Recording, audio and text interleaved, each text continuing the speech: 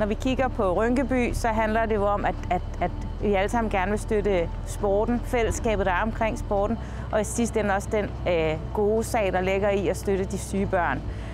Jeg tror, at alle har prøvet at have syge pårørende tæt på livet, og alle ved også, at hvis det så er børn, så er det endnu værre.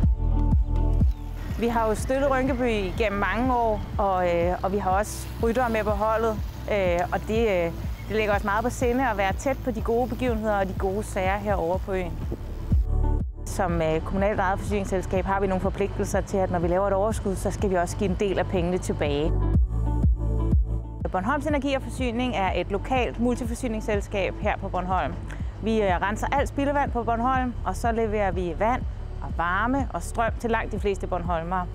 Vi producerer også strøm og varme, og så har vi også oprettet et VE-selskab, så vi skal også i gang med at sørge for, at der kommer mere grøn strøm og vedvarende energi her på Bornholm.